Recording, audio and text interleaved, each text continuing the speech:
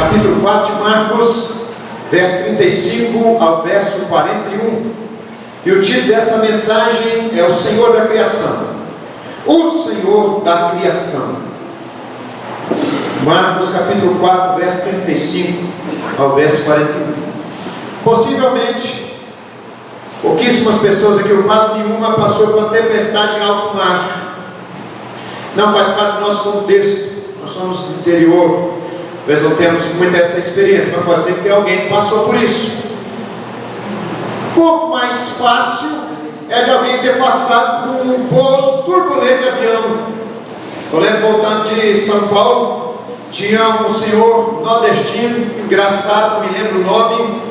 Eu estava sentado na fila esquerda, ele sentado do meu lado, no lado direito.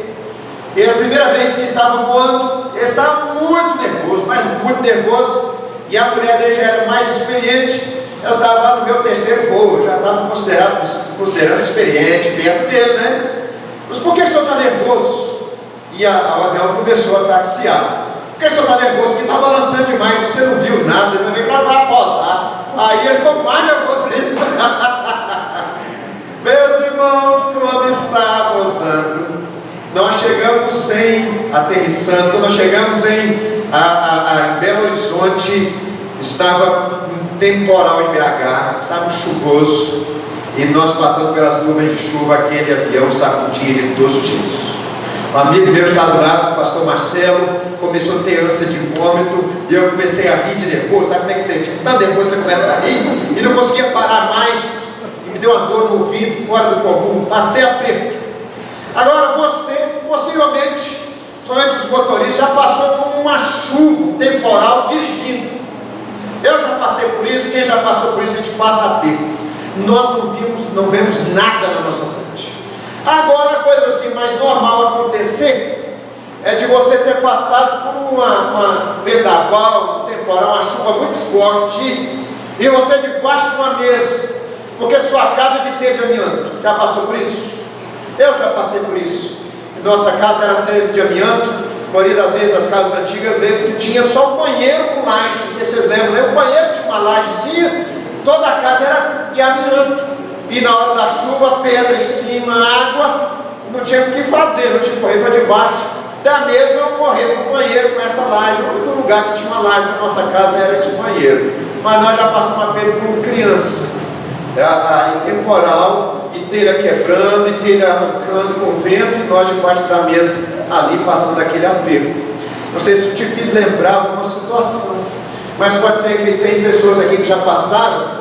Uma coisa que eu nunca passei, graças a Deus, não espero passar jamais, é alagamento, enchente que chega na casa e inunda tudo, estraga móveis, a pessoa demora às vezes uma temporada para readquirir tudo aquilo que perdeu na chuva. Eu não sei se você, nessas ilustrações da vida mesmo, te fez lembrar de alguma coisa, sentir aquilo que você sentiu nessa situação que você passou. Mas se você tiver sentido, você está pronto para aprender um pouco sobre essa mensagem. Essa mensagem vai falar sobre essa questão, quando nós nos vemos situações de aflição, situações que estão muito acima da nossa capacidade de lidar com elas. É o texto de Marcos 4, verso 35 ao verso 41. Diz assim: naquele dia, sendo já tarde, disse-lhe Jesus: passemos para outra margem. E eles, despedindo a multidão, o levaram assim como estava no barco, e outros barcos o seguiam. Ora, levantou-se grande temporal de vento, e as ondas se arremessavam contra o barco, de modo que o mesmo já estava a encher-se de água. E Jesus estava na popa, nos fundos do barco, dormindo sobre o travesseiro. Eles o despertaram e lhe disseram: mestre, não te importa que pereçamos? E ele, despertando, repreendeu o vento e disse ao mar: calma-te, emudece. O vento se aquietou e fez grande bonança. Então lhes disse: por que sois assim tímidos? Como é que não tendes fé? E eles, possuídos de grande temor, diziam uns aos outros: quem é este que até o vento e o mar lhe obedecem? Vamos ler juntos o verso 41, todos. E eles, possuídos de grande temor, diziam uns aos outros: quem é este que até o vento e o mar lhe obedecem? Esse mesmo versículo 41 em outras versões diz assim: eles estavam apavorados e confusos. Afinal, quem é este homem? Se perguntava. Até o vento e o mar se acalmam quando ele ordena. Mas eles sentiam um temor incomum e diziam um ao outro: quem é realmente este? Porque até mesmo o vento e o mar lhe obedecem. Louvado seja Deus, Ele é o Senhor da criação. Ele é o Senhor da criação, Ele domina sobre tudo e sobre todos. Irmãos, Marcos, ele passa por um período, uma parte aí do seu livro, uma parte bem didática, onde ele vai usar as parábolas de Jesus com o propósito de ensinar a gente sobre o Reino de Deus. São parábolas pregadas por Jesus e que Marcos registra, relata, para ensinar as pessoas que lerão o seu livro a mesma coisa que Jesus ensinou quando ele estava entre nós. Que o Reino de Deus é comparado a fenômenos da natureza, como a semeadura, acontecimento do dia a dia, fenômenos naturais, né? Semeadura, a luz de uma lamparina, de uma candeia, uma semente crescendo em segredo, e um grão de mostarda que é pequenino, mas que cresce, não a mostarda nossa aqui, mas a mostarda da Palestina, que chega até 3 metros de altura. Tem relatos de mostarda que chega até 5 metros de altura, e que os pássaros vêm e fazem seus ninhos nessa árvore. Então nós vimos isso, passamos por essa parte didática, e agora Marcos ele volta a relatar os milagres de Jesus, porque esse é o propósito dele. Começando lá no capítulo 1, verso 14, até o capítulo 7, verso 23, ele vai falar do ministério de Jesus na parte de cima do mapa, chamada Galileia. E a ênfase de Marcos é exatamente nos milagres. Ele vai pontuar, ele vai encher esse bloco, vai encher essa parte do livro dele de milagres que mostram, que provam que Jesus de Nazaré é ungido do Senhor, é o rei de Israel, o rei do povo de Deus, ele que veio para fazer a obra de redenção. E o primeiro desses milagres, e na verdade o primeiro desse tipo de milagre, porque Jesus não tinha feito esse tipo de milagre até então. Jesus tinha expulsado demônios, Jesus tinha curado a enfermidade de todos os tipos, inclusive um homem coberto de lepra da cabeça aos pés, um estado avançado, já tinha perdido até alguns membros do corpo. Mas esse tipo de milagres operados sobre a natureza, quando Jesus manifesta a sua autoridade, o seu poder sobre a natureza, Jesus não tinha feito.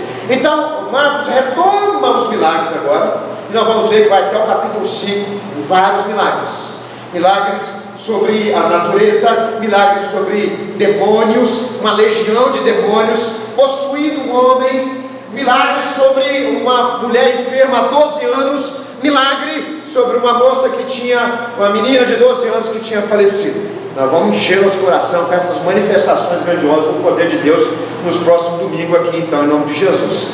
Agora, esse é o primeiro desse tipo, quando Jesus manifesta milagres sobre elementos da natureza, nesse caso, sobre as forças do vento e a força do mar. Esse milagre é muito interessante, esse texto, desculpa. Você pode dividir ele em 4 partes. Eu queria que você visse comigo essas 4 partes. Olha aí, versículo 35 ao versículo 37, uma grande tempestade. Verso 35 ao verso 37, uma grande tempestade.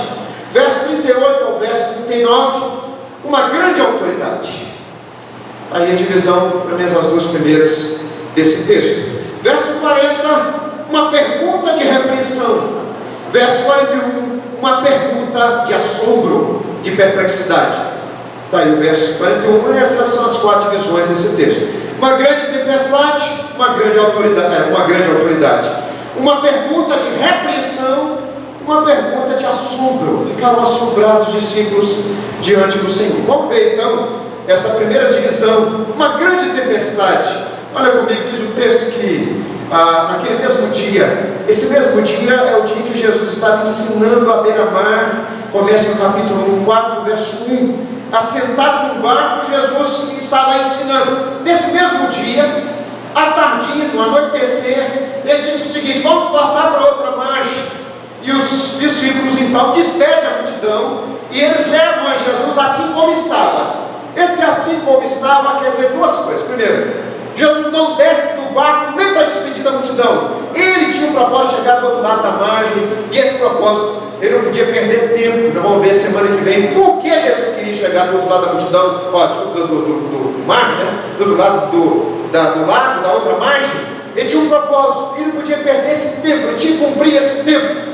Então ele não desce, a ideia é que ele não desce nem do barco para despedir da multidão. Quem despede a multidão que estava à beira da praia são os próprios discípulos. Mas também dá a entender que ele foi do jeito que estava, porque não deu tempo nem de descansar, não deu tempo de fazer uma alimentação. E isso também tem a ver com que logo depois Jesus vai ser tomado de cansaço. A ideia então é que ele foi do jeito que estava, ensinou o dia inteiro, passou o dia inteiro pregando, recebendo, falando da palavra de Deus, falando da vontade de Deus para aquelas pessoas. Acabou aquele momento de ensino, vamos embora, passa para outra margem. Ele não descansa, não tem tempo de alimentar, não tem tempo de refazer as forças, e entra então numa viagem. Uma coisa que a gente tem que lembrar, e aqui é muito importante, porque quando a gente vê sobre essa questão de tempestade em alto mar, nós interpretamos o texto com a nossa realidade hoje. Você pensa em Guarapari, você pensa em Piúma, nós pensamos nas praias de oceano. Só que nós não podemos esquecer que esse mar é o mar da Galileia, chamado no Evangelho de Lucas de Lago de Genezaré. O mar da Galileia é uma grande lagoa que media 21 por 13, 21 quilômetros assim de comprimento e 13 de largura. Então eles tinham que dar abraçada em 13 quilômetros de largura, passando uma margem por outra para outra à noite. Depois de um dia inteiro cansado, os discípulos tinham essa missão. Então lembra, nós não estamos falando de oceano, nós não estamos falando de praia no sentido de mar, mas de uma grande lagoa chamada Mar da Galileia, que existe até hoje lá na terra de Israel, na parte de cima do mapa, na parte da Galileia lá em cima. Aí nos leva uma pergunta. A pergunta é o seguinte: como é que tem tempestade em lagoa? Nunca parou para pensar sobre isso, não? Você nunca se questionou? Tempestade em alto mar é uma coisa, tempestade em lagoa é outra. Como é que tem tempestade em lagoa? Como é que tem tempestade em lago? Será que esse é um fenômeno natural ou era algo produzido por Deus exatamente para provar os discípulos naquele momento?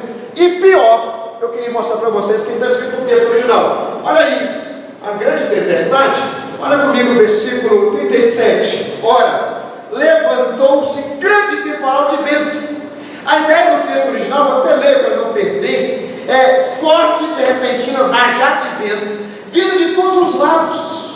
Então os discípulos estavam sendo, os discípulos, né, o barco dos discípulos, meu Deus, foi para mim uma imagem que eu coloquei aqui, estava sendo batido de todos os lados, vinha vento de um lado, vento do outro, os discípulos vinham para cá, vinham para lá, e o barco já estava começando a ficar frágil diante da força da água. E diz o texto que as ondas chegavam possivelmente, de acordo com os historiadores, as ondas chegavam a 2 a 3 metros de altura, dentro de uma lagoa. Tem umas outras versões que traduzem o seguinte: uma tempestade violenta. Tem outras versões que traduzem assim: uma grande tormenta, um vento de furacão. E é exatamente isso que está no texto: uma tempestade furiosa, uma tempestade terrível, um furacão na lagoa. O que é isso? Que fenômeno é esse? O que está acontecendo? Será que isso foi algo produzido por Deus? Será que isso foi um fenômeno não natural, mas um fenômeno feito por Deus? O que nós devemos entender sobre isso? Porque é muito estranho nós pensarmos na tempestade numa lagoa. Agora, é para isso, meus irmãos, que precisamos estudar principalmente o contexto. A terra de Israel é uma terra que eu tenho fascínio de visitar. Deus vai me dar a oportunidade de visitar a terra de Israel, porque é um lugar que tem coisas únicas. Por exemplo, no mar na terra de Israel tem um mar morto.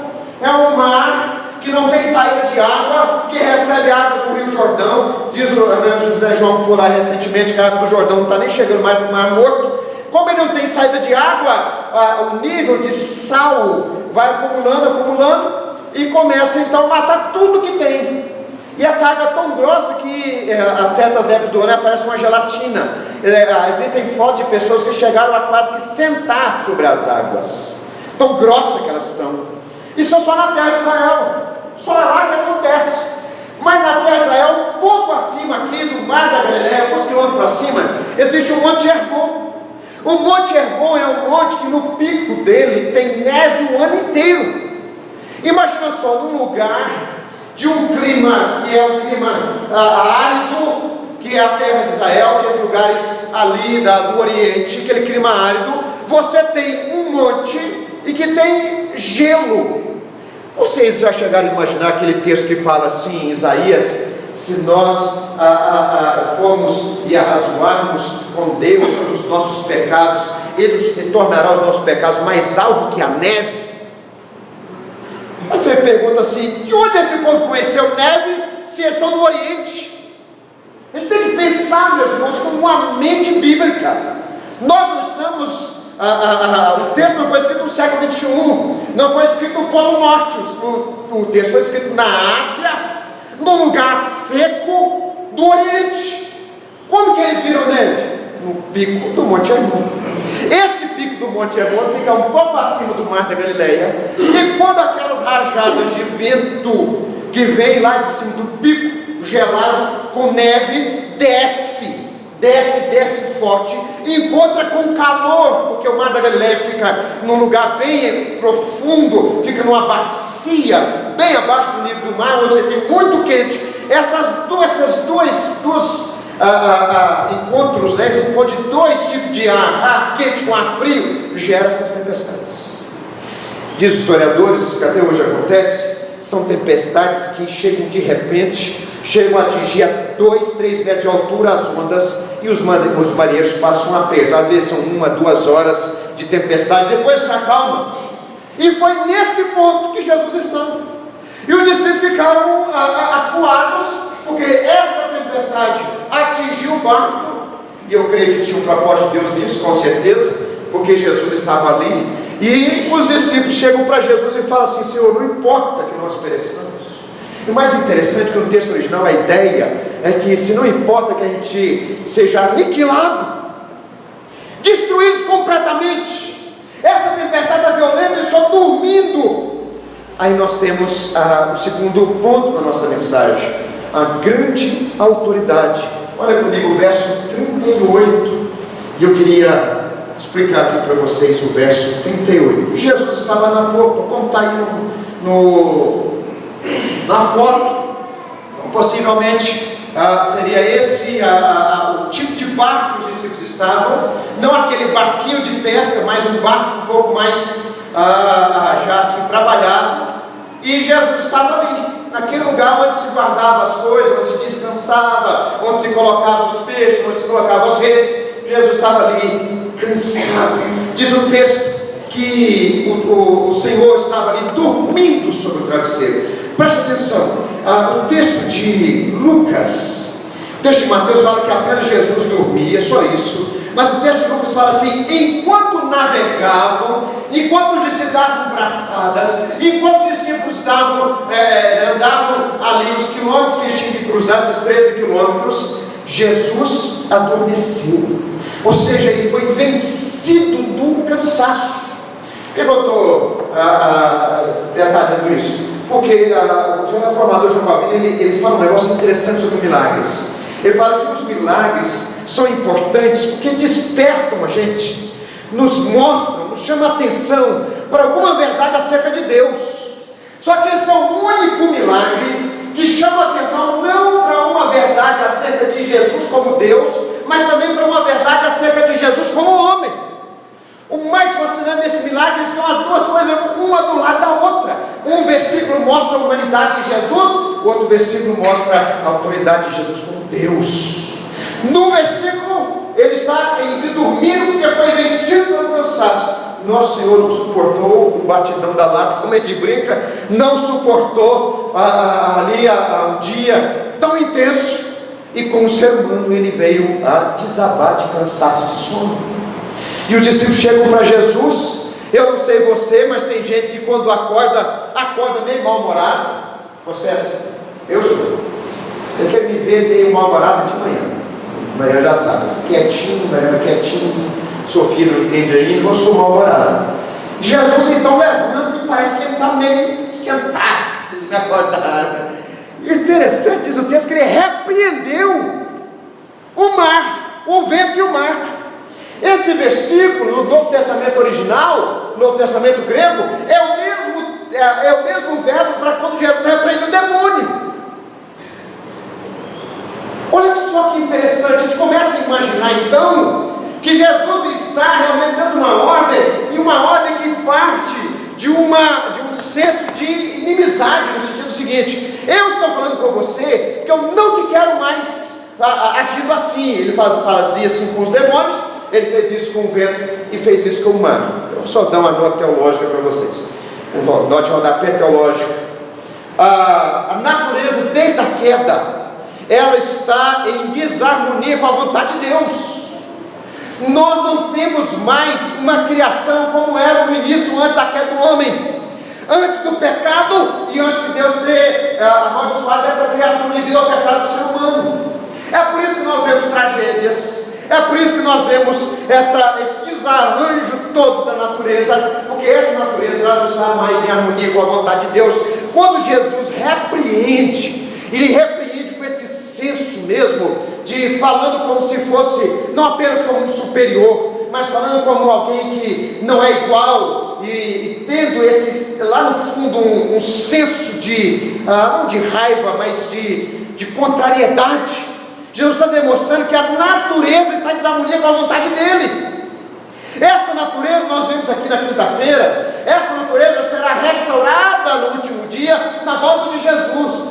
Quando Jesus faz esse milagre, por um lado nós temos a demonstração da natureza humana de Jesus, por outro lado nós estamos vendo que ele tem autoridade como Deus, e que ele está mostrando que essa natureza ainda está em desarmonia com ele, que o processo do reino de Deus é que o Senhor vai restaurar não apenas a minha vida e a sua vida, porque nós temos a Jesus como Salvador, mas restaurar toda essa criação que está contaminada, desajustada pelo pecado. Isso que o texto de Romanos capítulo 8 diz, que a criação geme suportando afronta, suportando tristeza. A ideia é que esse mundo passa por um processo de sofrimento devido ao pecado do ser humano, aguardando a redenção dos filhos de Deus, aguardando, enquanto o Rei de Deus for completo sobre esse mundo, toda a criação será restaurada, toda a criação será redimida, diz o texto do apóstolo Paulo, desse cativeiro que aprisiona, que traz sofrimento para a criação. Isso que explica, e você às vezes se pergunta, por quê? Por que um tsunami? Por que uma tempestade? Por que um alagamento? Por que um terremoto? Por que um maremoto? Exatamente por causa disso. Porque tudo isso é consequência, desde lá no capítulo 3 de Gênesis, da desobediência do homem. E o homem agora vive numa criação que tanto está em inimizade com Deus, também traz consequências ao ser humano. Agora o interessante, abre comigo por favor, Salmo 107. Salmo 107. Quando Jesus ele dá ordem aos ventos e dá ordem ao mar, ele está fazendo o que só Deus pode fazer. Salmo 107, verso 29. Vocês estão percebendo? No versículo anterior você vê Jesus vencido pelo cansaço e dormindo. Não aguentou o cansaço. Jesus sabia dos seus limites. Jesus sabia das suas condições físicas. Existiam limites e ele foi vencido pelo limite, estava dormindo profundamente. No outro versículo você vê ele se levantando, repreendendo o mar com a autoridade de Deus, porque só Deus pode fazer isso. Quando os discípulos viram isso que Jesus fez, logo se recordaram de tudo aquilo que eles aprendiam desde criancinha nas sinagogas, que Deus fez os céus, a terra, o mar e tudo que neles existe, que só o Senhor é Senhor da criação. Quando Jesus dá ordem aos ventos e ao mar, eles chegam a essa pergunta no final: que homem é esse? Quem é esse? Como é que ele faz isso? O que está se passando diante de nós? Eles estavam vislumbrando o próprio Deus, se manifestar diante deles. Olha o Salmo 107, por favor, o versículo 23, diz o texto. Olha, verso 23: os que tomando navios descem aos mares, e os que fazem tráfico na imensidade das águas, esses veem as obras do Senhor e as suas maravilhas nas profundezas do abismo. Pois ele falou e fez levantar o vento tempestuoso, que levou as ondas do mar, subiram até os céus, desceram até os abismos. Essa expressão desse movimento das ondas, subindo lá em cima, metros e mais média altura, descendo mais profundo, as ondas revoltadas. Diz o texto que elevou as ondas, subiram até o céu, desceram até os abismos. No meio dessas angústias, desfaleciam-lhes a alma, andaram e cambalearam como ébrios e perderam todo o tino. Chegaram a desistir, a desesperar da própria vida. Aquilo que aconteceu com o apóstolo Paulo, indo para Roma, as pessoas perderam a esperança do viver. Então, na sua angústia, clamaram, quem está escrito aí? Ao Senhor. Vamos dizer juntos? Clamaram ao Senhor, e Ele os livrou das suas tribulações. Verso 29, todos. Fez cessar a tormenta e as ondas se acalmaram. Louvado seja Deus. Então se alegraram com a bonança, e assim os levou a desejado porto. Então, graças ao Senhor por sua bondade e por suas maravilhas com os filhos dos homens. Queridos irmãos, o livro de Salmos, escrito há milhares de anos antes de Jesus, mas está aqui representando quase que exatamente o que ele passou com os discípulos. Sabe por quê? O que nós estamos vendo ali é que o Senhor Jesus demonstrando sua autoridade como o próprio Deus entre nós. Olha aqui para mim, meus irmãos, preste atenção. Eu sei que nós gostamos de ler esses textos, como por exemplo a multiplicação dos pães e peixes, no sentido devocional, no sentido assim, aquilo que traz edificação para a nossa fé. E é exatamente isso. O texto deixa a gente, na verdade, a gente pensar dessa forma.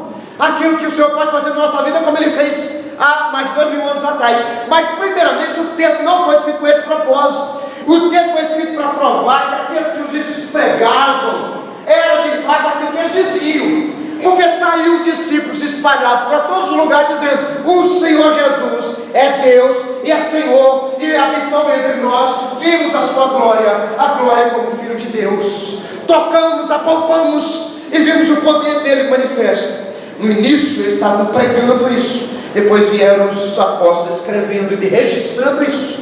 O primeiro propósito então não foi devocional, para você sentir um arrepio, sentir bem no seu coração, não. O primeiro propósito foi histórico, provar que isso é um fato. Jesus é Deus manifestado entre nós em carne humana, em natureza humana. Ele se cansou, mas ao despertar, acordar, ele dá ordem ao vento, assim como Deus fazia no Antigo Testamento. Ele fez aqui, mostrando que era Deus entre nós. Guarda isso no seu coração. Sabe por quê? Nós estamos estudando aqui da feira sobre o Senhor. E eu falei que quem me acompanhou, estava na nossa congregação na quarta-feira, e uma irmã chegou para mim e falou assim: pastor, estou muito triste, você falando sobre isso, sobre a verdade acerca de Jesus, que o Novo Testamento fala acerca de Jesus, e as seitas que não acreditam nessas verdades. E você sabe que um menino criado nessa igreja, batizado nessa igreja, há poucos dias, pega a sua Bíblia, influenciado por essas seitas, e queima, rasga e queima a sua Bíblia. Que o menino criado ali na nossa congregação estava congregando na igreja de Ponte Alta, em São Domingos, em Paraty. Rasga a sua Bíblia, rasgando a Bíblia, porque para ele a Bíblia já não é mais senão um livro humano. Exatamente porque isso caiu nas teias da heresia, caiu nas teias da mentira. Se essas verdades não estiverem aqui profundas no nosso coração, querido, vai vir aqueles usados instrumentos por Satanás e vai tirar você do caminho do Senhor. É por isso que nós precisamos conhecer quem é o Senhor, para estar firmes na presença dEle. Quando os discípulos tiveram essa experiência, eles não pensaram apenas naquilo que o Senhor pode fazer no dia a dia. Eles sabem que isso edificou a fé deles, eles sabem que isso gerou neles um patrimônio que eles carregaram para a vida inteira. Só que o primeiro entendimento era: nós estamos na presença do próprio Deus. Esse foi o primeiro entendimento, porque só o próprio Deus dá ordem à criação, e a criação obedece. Ele é o Senhor da criação, Ele é o Senhor de tudo aquilo que foi criado, nos céus, na terra. Ele é o Senhor de demônios, de anjos. Ele é o próprio Deus manifestado entre nós. Essa é a convicção, nós somos cristãos. É isso que tem que habitar o nosso coração. Depois, com certeza, isso gerou patrimônio espiritual, um fundamento espiritual inabalável, que esses discípulos levaram para o resto da vida, e nunca mais se esqueceram de que o Senhor acalma qualquer que for tormenta que abate sobre nós.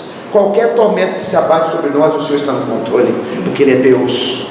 Isso sim é o que eles levaram para o resto da vida. Mas no início eles entenderam que o próprio Deus estava ali se manifestando em Jesus Cristo. Queridos irmãos, lá no livro de Jonas, capítulo 1, por favor, livro de Jonas, capítulo 1. Pastor, o livro de Jonas está onde? Está na Bíblia. É assim, em que lugar mais ou menos? No Antigo Testamento.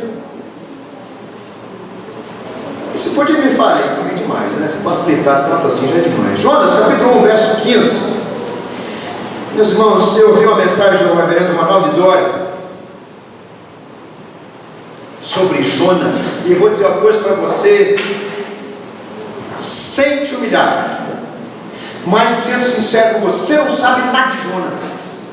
Essa historinha que a gente aprende de Jonas, profeta desobediente, é só a metade. Um homem fez uma exposição do livro de Jonas, que eu fiquei assim, eu fiquei maravilhado. O pessoal que foi do CPN escutou, sabe que nós aprendemos, um negócio maravilhoso. Eu te incentivo você procurar essa mensagem, deve ter no YouTube, com certeza. A mensagem que ele fala sobre Jonas. Que coisa maravilhosa, meus irmãos. A gente tem uma visão muito assim, simplista de Jonas. Sujeito meio teimoso, fez beicinho para Deus, não vou. A gente fica só com essa imagem de Jonas, mas a gente não entende o que fez Jonas se portar dessa forma. E eu digo para você, você não sabe nada do livro de Jonas, nada. O livro de Jonas é muito mais profundo do que você imagina. É fenomenal o que eu aprendi com esse servo do Senhor. Olha só, diz o texto que Jonas estava dormindo igual Jesus, só que dormindo devido à sua exaustão de estar desobedecendo a Deus. Você já se sentiu exausto de estar desobedecendo a Deus? Eu já. Eu entendo Jonas. Quando você foge da presença de Deus, você é tomado de um profundo cansaço. Você está distante da presença de Deus, seu coração não está sendo renovado, você não está cheio do Espírito Santo, você é tomado de um profundo cansaço. Jonas foi para o fundo do barco, foi dormir de cansaço, porque estava desobedecendo o Senhor, fugindo da ordem de Deus. Chegaram até Jonas e perguntaram: querido, diz seu nome, seu CPF, de lugar que você é, que Deus você serve, o que você está fazendo aqui? Porque todo mundo que está aqui não tem culpa, nós lançamos sorte, e a sorte vai recair sobre você. E ele disse o seguinte: eu sirvo ao Deus do céu. Olha só, verso anterior, verso 9. Ele respondeu: sou hebreu, e temo ao Senhor, Deus do céu, que fez o que está escrito aí? O mar e a terra. Estão no meio da tempestade. Jonas dá aquele testemunho. Nós estamos no meio dessa tempestade. Olha que interessante, que a ordem que é dada na Bíblia é sempre a terra e o mar em primeiro lugar. A terra, depois o mar. Jonas, ele troca a ordem, ele coloca o mar e a terra, exatamente para mostrar para eles: nós estamos no meio da tempestade, mas sabe uma coisa, Deus que eu sirvo fez esse mar. Aí eles ficaram possuídos de grande temor e lhe disseram: que é isso que fizeste? Pois sabiam os homens que ele fugia da presença do Senhor, porque ele não havia declarado. Ele está dizendo: eu fugi da presença de Deus, essa tempestade é por minha causa. Disseram-lhe: que te faremos para que o mar se nos acalme? Porque o mar se ia tornando cada vez mais tempestuoso. Respondeu-lhes: tomai-me e lançai-me ao mar, que o mar se aquietará, porque eu sei que por minha causa vos sobreveio esta grande tempestade. Olha o versículo 15, vamos ler juntos? Todos. E levantaram a Jonas e o lançaram ao mar, e cessou o mar da sua fúria. Qual que foi o resultado? Temeram, pois, estes homens em extremo ao Senhor, e ofereceram sacrifícios ao Senhor, e fizeram votos. Quem é que ordena ao mar e o mar se acalma? Quem é que dá ordem à tempestade, e a tempestade se torna bonança, a tempestade se torna brisa? É o Senhor da criação, aquele que criou todas as coisas. Quando Jesus dá uma ordem ao mar, Ele está mostrando essa face dele, oculta debaixo da natureza cansada, mas ali estava a glória de Deus, Deus encarnado entre nós. Volta para o texto de Marcos, eu queria caminhar com vocês para o final dessa mensagem. Depois vem as duas perguntas. Primeiro, Marcos 4, verso 40. Primeiro, a pergunta de repreensão. Jesus faz uma pergunta de repreensão. Queridos, essa é uma palavra muito forte. Diz o texto: então lhes disse, por que sois assim tímidos? No texto original diz: por que sois assim covardes? Imagina se eu visse de Jesus te chamando de covarde. Nós que somos homens, ouvir isso é um negócio que gera na gente assim uma indignação. Esses homens estavam remando. Se fosse eu, ficava meio enfesado. Estava remando, Jesus dormindo, a tempestade veio, ele acorda e ainda briga com os homens ainda. Por que vocês são covardes dessa forma, com medo desse jeito? Mas essa pergunta que Jesus faz me deixa assim perplexo. Sabe por quê? Porque Jesus esperava a fé dessas pessoas. Por que sois assim tímidos? Por que ainda não tendes fé? Em outras palavras, Jesus esperava que eles se portassem de forma madura, com confiança, como diz uma outra versão da Bíblia, diante dessa situação tão complicada. E vamos ser sinceros, é difícil. É difícil que a gente passe por uma chuva, pessoal aí nessa chuva, às vezes você está numa casa de laje, você tem medo. Não é verdade? Você está numa casa de laje, uma casa protegida, não é casa de telhamento como já passei, e você vê o negócio tudo indo embora, você está numa casa de laje, e você passa a ter, agora você num barco desse, anda 2, 3 metros de altura, mas Jesus esperava que eles tivessem fé. Jesus esperava que eles se comportassem de forma diferente. Meus irmãos, presta atenção, vou dizer uma coisa para vocês aqui, que Jesus ministrou meu coração. Nós temos que ser sinceros, é muito difícil de comportar com confiança diante das tempestades que sobrevêm. Sempre sincero, tem que ser sincero, a gente tem que saber nosso limite. Só que uma coisa, nossa sinceridade e nosso senso do nosso limite perante Deus e perante as circunstâncias que nós passamos não altera o fato que Deus espera de nós uma posição diferente. Não altera. Ele vai olhar para você e vai dizer: você tinha que agir diferente, você tem que se comportar diferente. O Senhor age com misericórdia, o Senhor age com graça, o Senhor nos acolhe, o Senhor nos sustenta no meio das tempestades, das tormentas. Porém, isso não muda o fato que Ele esperava que você agisse de forma diferente, porque você já tem conhecimento de quem é. E que base Jesus exigiu isso dos discípulos? A base que já tinha feito. Jesus já tinha expulsado demônios, Jesus já tinha curado a enfermidade de todos os tipos, Jesus já tinha sarado uma cidade inteira, que foi até a casa onde Jesus estava e recebeu cura do Senhor. Jesus tinha purificado um leproso, Jesus tinha curado um paralítico. Jesus já tinha feito tudo isso.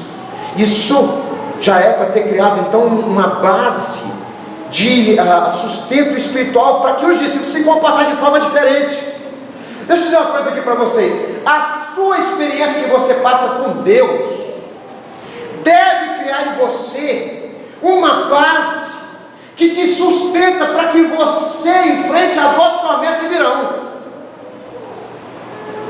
Sabe por que parece que tudo que a gente passa, parece que a gente apaga uma borracha, parece que a gente esquece dessas lições e do poder de Deus que se manifestou na nossa vida, e vem uma outra tormenta, e a gente começa do zero. Começo, às vezes, a gente fica assim: eu vou passar. Deus vai me dar força, Deus vai me dar condições. Passam os dias, você já começa a ser tomado de ansiedade, tomado de apreensão, tomado de angústia. Isso já vai alterando o seu humor. Depois já começa a alterar não apenas o seu humor, mas alterar a sua espiritualidade. E quando você vê, você já está murmurando contra Deus. Agora, por quê? Se você já tem o conhecimento do que Ele fez, se você já tem o conhecimento do que Ele fez na sua vida, Deus, o Senhor Jesus espera que isso seja a base para que você se firme para enfrentar a tormenta que Ele vem. Parece que a gente tem que começar tudo de novo como criança, engateando de novo, sofrendo de novo. Sofia, às vezes em quando ela chora, ela fica meia nervosa, ela chora. Eu pergunto assim: minha filha, que sofrimento é esse? Para que esse sofrimento todo, né? Você não sabe nada da vida. Até brinco com a Maria, depois tadinha, não sabe nada. Depois que ela vai ver que ela acha que ia chorar, chora de qualquer coisa. Mas a gente é assim, meus queridos, às vezes como criança, a gente passa por uma tormenta hoje, o Senhor manifesta a glória dele e te sustenta. Aí passa a próxima tormenta, chega a próxima tormenta, você já começa a questionar o propósito de Deus para a sua vida. Por quê? Ele não é o mesmo Senhor que te sustentou há anos atrás? Ele é o mesmo Senhor que fez milagre na sua vida? Ele é o mesmo Senhor que te deu graça? Ele é o mesmo Senhor que te deu provisão? Por que você está questionando a vontade dele e o propósito dele? O seu senso de limitação não altera o fato que Jesus exige de você maturidade diante das circunstâncias. E é para isso que ele tem que estar firme na presença dele. E eu creio que essa tempestade veio para mostrar aos discípulos a fragilidade da fé desses queridos. Eles estavam apenas vendo aquilo que acontecia externo, e Jesus queria que aquilo fosse transformado em patrimônio interno de fé. Olha, meus irmãos, presta atenção. Se o Senhor e o conhecimento dele não pacificar o nosso coração, porque às vezes a tormenta está fora, mas aqui dentro está pacificado, a gente lida bem, lida tranquilo, porque a questão é aqui. E deixa eu dizer uma coisa para você: você quer acalmar a tempestade? Traz ele para o seu coração, porque ele já fez isso e faz constantemente. O Senhor acalma as tempestades da nossa vida. Agora o problema é quando a tempestade está fora e dentro também, e você está atormentado, atribulado, sendo crente, conhecedor da palavra.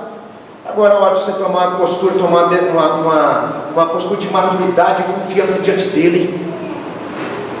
Salmo 62, verso 8, vamos abrir lá?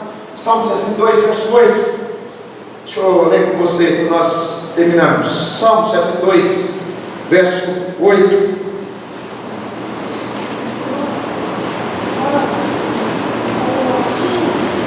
Salmo 62, verso 8. Vamos ler juntos?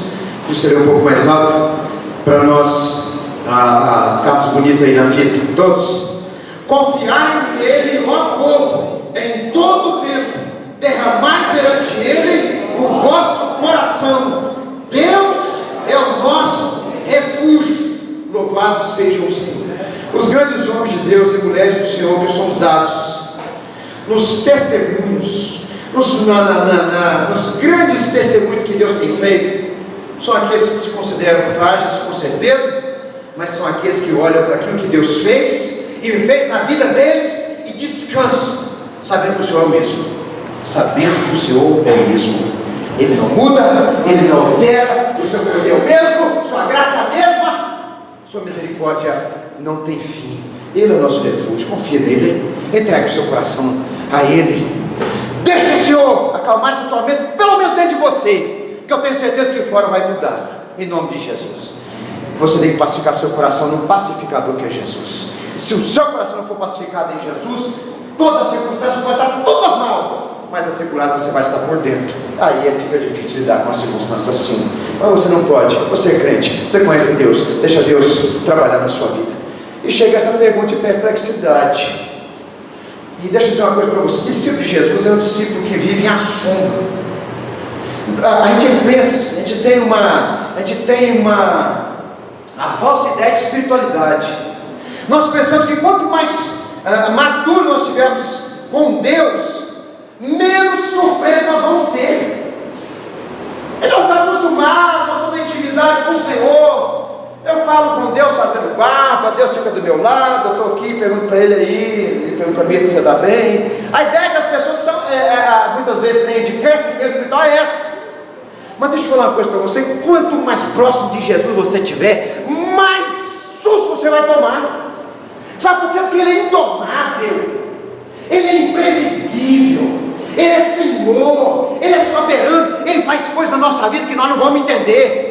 Então, o contrário que é verdade, quanto mais longe de Deus você está, mais você pensa que Deus é Deus de rotina, que Deus é o Deus do previsível, o Deus do tédio. Mas quanto mais próximo de Jesus nós estamos, mais susto nós tomamos, porque mais nós vemos a glória dele se manifestando, mais nós vemos ele agindo, mais nós vemos ele operando. Discípulo de Jesus é esse que anda sempre de um susto no outro. Lembra de Atos dos Apóstolos? Chega no capítulo 10, Pedro está pensando o seguinte: não, nós chegamos até esse ponto, já muita gente de Jerusalém foi evangelizada, e Jesus tinha mandado o povo pregar às nações, aos gentios. Aí chega no capítulo 10, o apóstolo Pedro tem uma visão. É uma visão que desce um lençol cheio de animais que o judeu não comiam. O Senhor disse para Pedro, disse: mata e come. Pedro chega para Jesus e fala assim: não, Senhor.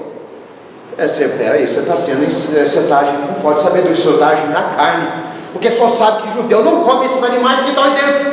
Aí o Senhor fala assim: o que purificou Deus já está purificado, mata e come. E Pedro depois entendeu que ele estava dando uma mensagem para ele pregar aos gentios, para entrar na casa dos gentios. E Pedro estava falando do evangelho na casa de Cornélio, quando o Espírito Santo desce sobre a igreja, sobre aquelas pessoas que eles consideravam que nem salvação tinha. Livro de Atos dos Apóstolos, livro dos sustos dos apóstolos. Quanto mais a gente anda com Jesus, mais susto nós tomamos, e mais nós nos perguntamos: quem é este? Porque mais estamos conhecendo, mais dele estamos experimentando, mais do poder dele está sendo manifestado, mais novo Jesus vai se tornando cada vez mais para nós, mais empolgante, e vai se tornando a caminhada com o Senhor. Porque discipulado é isso, é estar aberto para o agir do Senhor na nossa vida, e o agir dele sempre vai nos pegar de surpresa, sempre. Nós vamos passar por coisas que a gente não vai entender, e a gente não vai entender, mas a gente vai ver o poder de Deus agir na nossa vida. Amém, meus irmãos? Nós não vamos entender, mas que nós vamos ver o Senhor agir na nossa vida, porque o Senhor é conosco, em nome de Jesus. Uma coisa que não pode duvidar, estou sempre falando, e vou encerrar com essas duas aplicações breves e rápidas. Uma coisa que você não pode duvidar, jamais, tem que ser uma convicção aprofundada em você. Primeiramente, duvidar de quem Jesus é.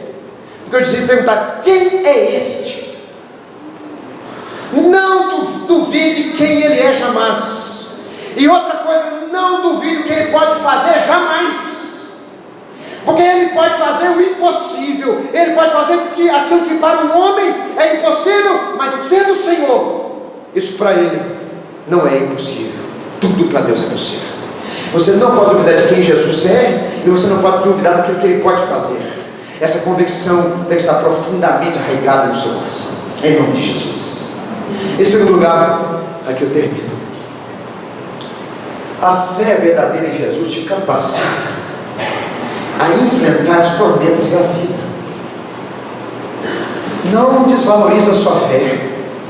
Não pense que fulano que tem às vezes mais experiência é porque ele é especial. Não, que ele tem fé, ele está vendo o Senhor ali atendendo e respondendo a sua fé. Mas é para você também, é para você experimentar também, é para você caminhar também, porque a fé nos capacita a enfrentar essas situações aflitivas, e muitas vezes escapam ao nosso controle, mas que Deus tem nas palmas das mãos. É na fé que nós conseguimos passar por isso, é na fé que nós enfrentamos isso, mas na fé verdadeira em Jesus, que é o Senhor.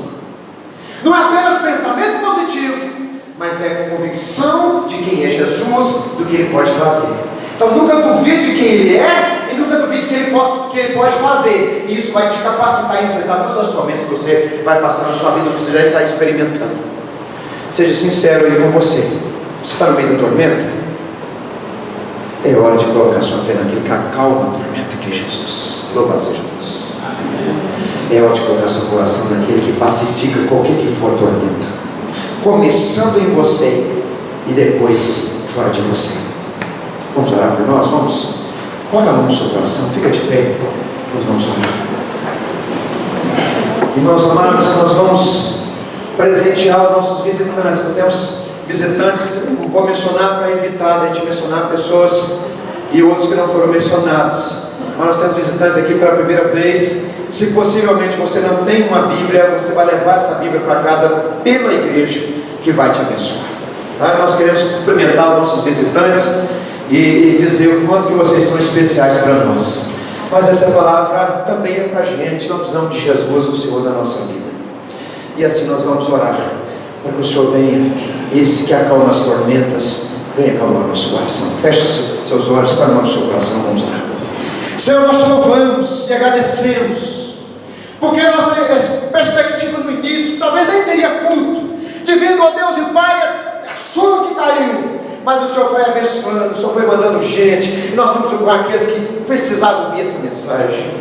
Ó Deus, e nós sabemos que aqui tem gente enfrentando tormentas, gente passando por tormentas, gente iniciando tormenta, gente finalizando a tormenta, mas o Senhor é o mesmo na vida dessas pessoas, o Senhor é o mesmo na vida desses irmãos e dessas irmãs, e nós oramos para que esse Senhor, o Senhor da criação, o Senhor que manda e todos lhe obedecem, possa primeiramente pacificar esse coração atormentado, esse coração atribulado, esse coração aflito, ó Deus, e capacitado esse irmão e essa irmã amada a passar por essa tormenta que ela está enfrentando, que ele está enfrentando, seja a mínima que for, mas que o Senhor capacite, o Senhor abençoe, e eles possam no final, perplexos, assustados, dizer como os discípulos, não com falta de fé, mas porque tiveram uma experiência grandiosa contigo. Quem é este? Esse é o Deus bendito e maravilhoso.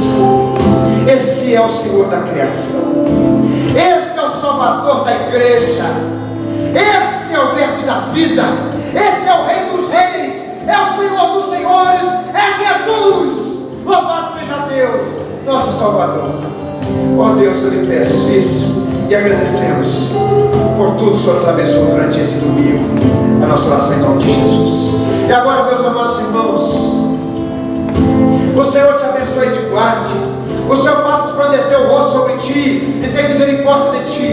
O Senhor sobre ti levante o rosto e te dê a paz. E a graça do Senhor Jesus Cristo, e o amor de Deus, e a comunhão do Espírito Santo seja com todos vocês, meus amados irmãos, e com todos aqueles espalhados sobre a face da terra que passam por tormentas, sendo discípulos de Jesus, hoje e sempre. Responda amém bem forte comigo. Amém.